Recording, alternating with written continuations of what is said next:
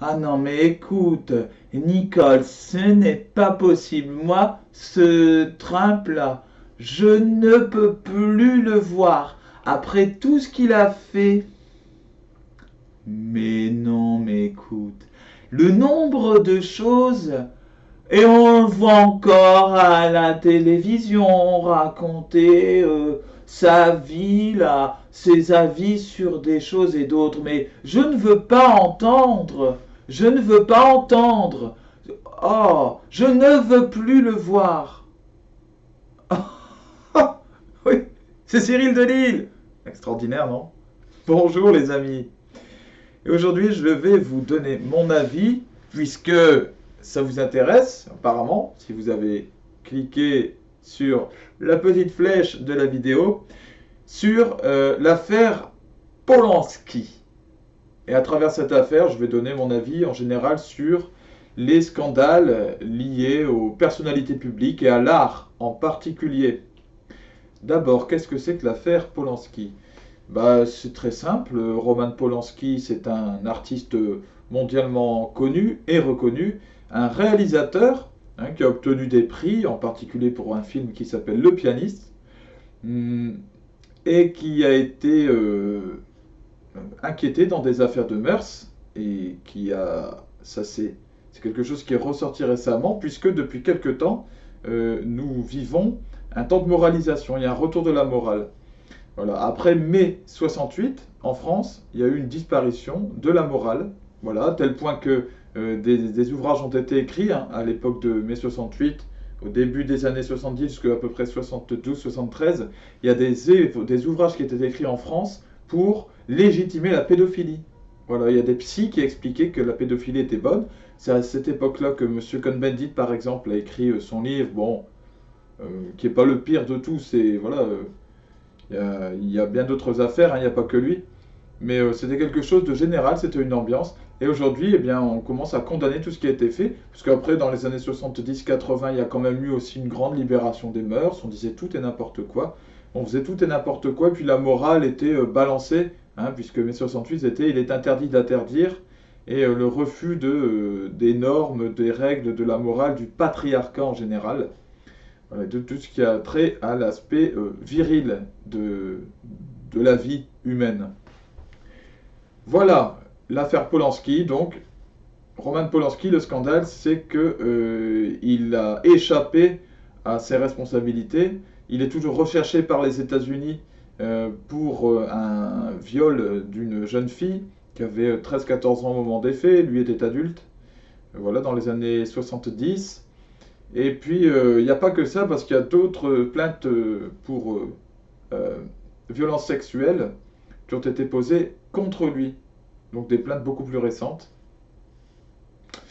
Et le problème, c'est que il réalise des films connus, il jouit d'une certaine carrière et d'un certain, d'une certaine renommée à travers le monde. Et donc, il est amené à se montrer publiquement. Mais avec le retour de la morale, des comptes lui sont demandés et ça commence à poser problème. Et donc là récemment, vous devez le savoir, au César, il y a eu toute une affaire, il était invité, avec son film J'accuse, avec Jean Dujardin, il devait présenter son film, éventuellement recevoir des prix, mais des personnalités présentes, en particulier des femmes, qui s'estiment touchées dans leur féminité par les actes de Roman Polanski, euh, ont empêché sa venue, l'ont dénoncé, et à tel point qu'il n'est même pas venu d'ailleurs. Et puis se pose la question du coup de la différence entre l'artiste et son œuvre. Voilà, c'est une grande question philosophique, ça, depuis tout temps.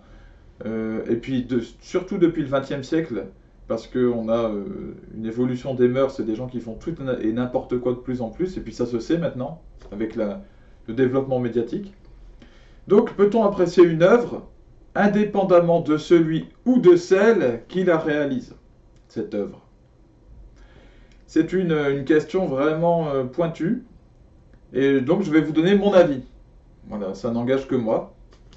Euh, J'en ai discuté déjà avec pas mal de personnes.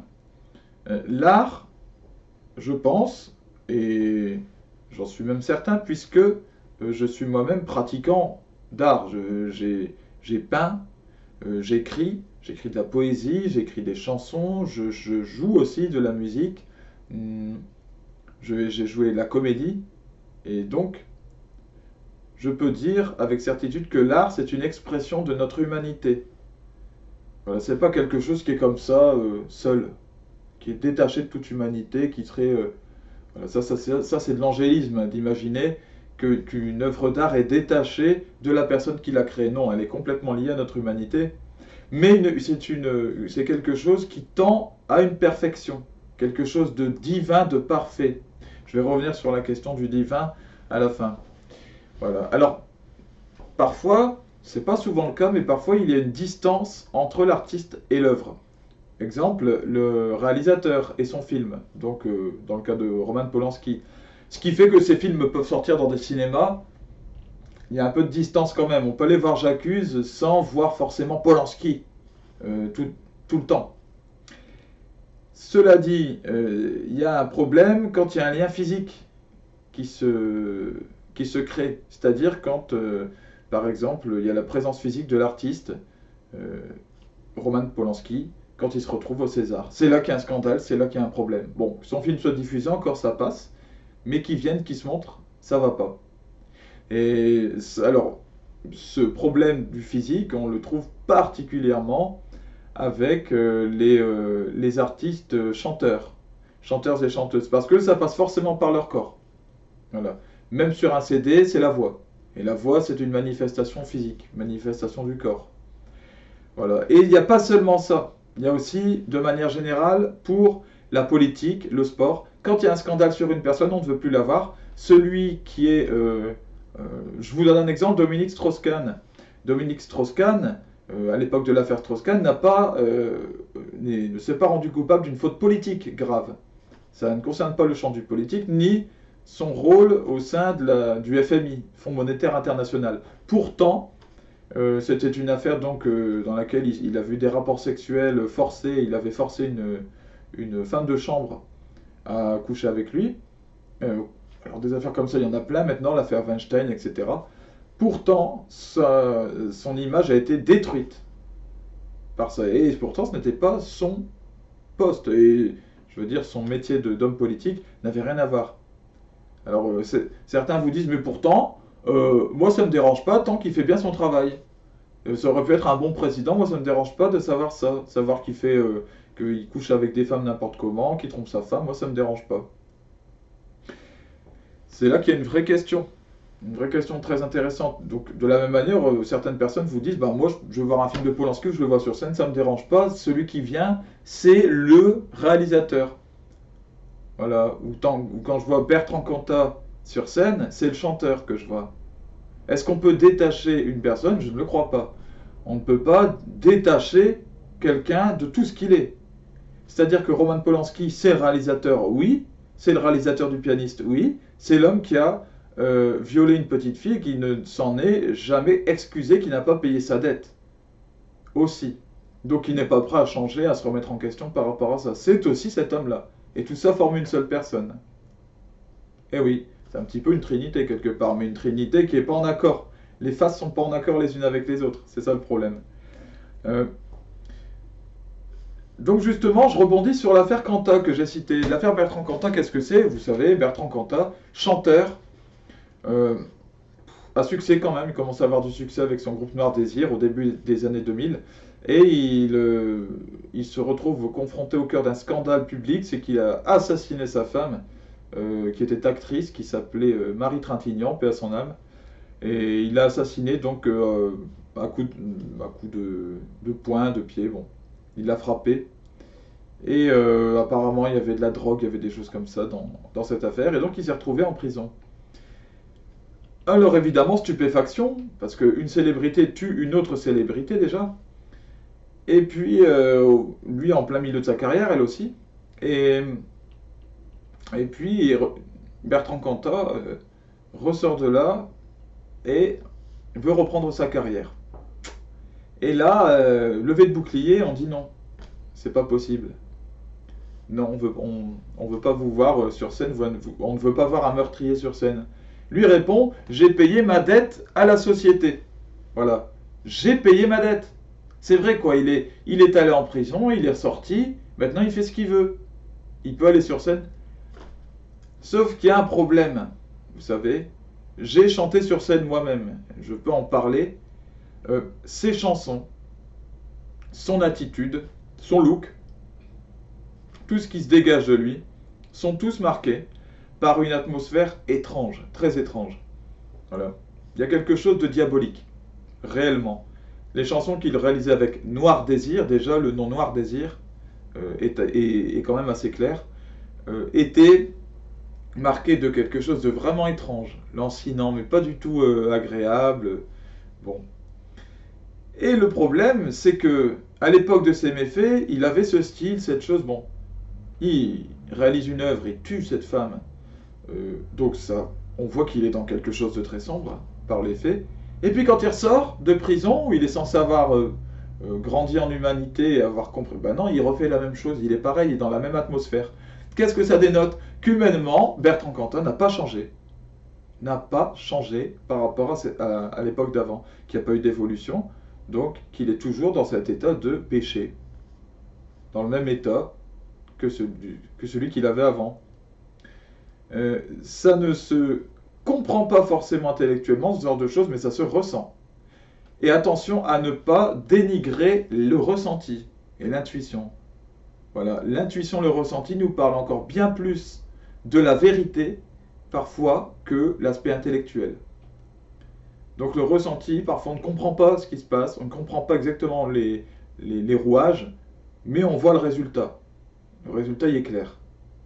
On voit bien qu'on ne veut pas le voir sur scène. On sent bien qu'il y a un problème. On sent bien que Polanski, on ne veut pas le voir sur scène. On sent bien que Strauss-Kahn, on ne veut pas le voir président. Il y a une gêne. Il y a quelque chose qui ne va pas. Et bien, il faut y faire confiance à ça. C'est très important.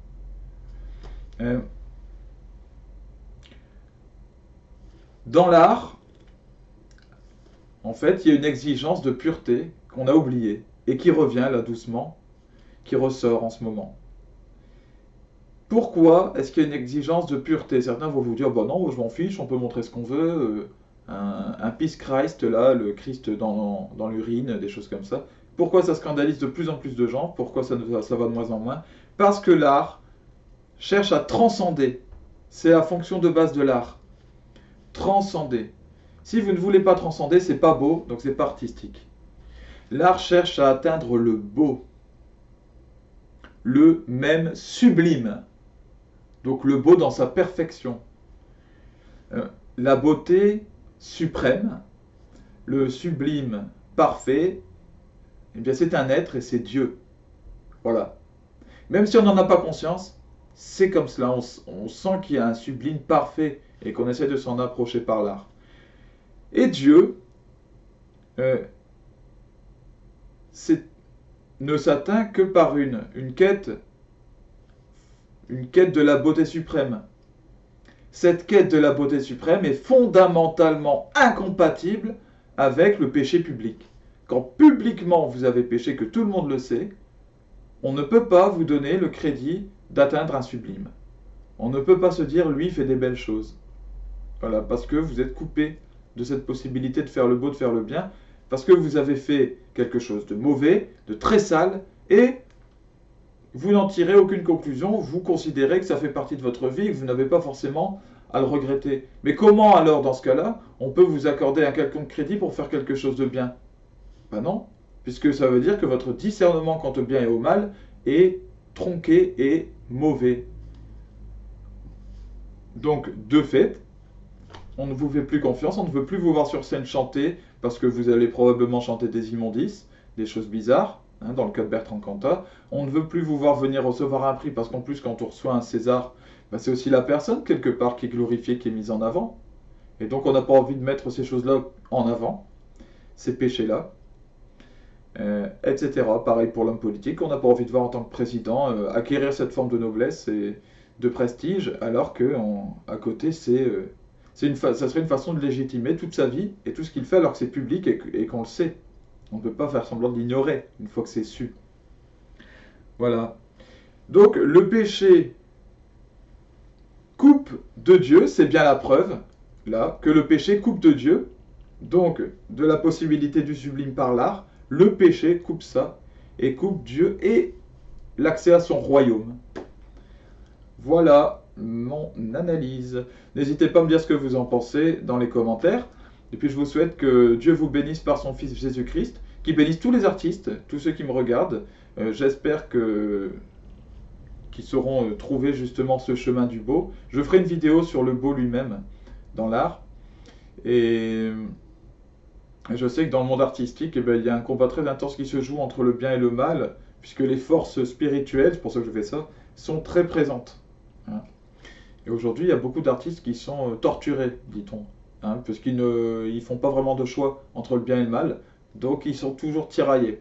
Il y en a qui font du mauvais, et ils s'en fichent, mais ils sont même pas artistes, hein, pour moi. Et il y a ceux qui cherchent à atteindre le beau, et là d'accord. Et là on peut parler sérieusement d'art. À bientôt les amis, soyez bénis.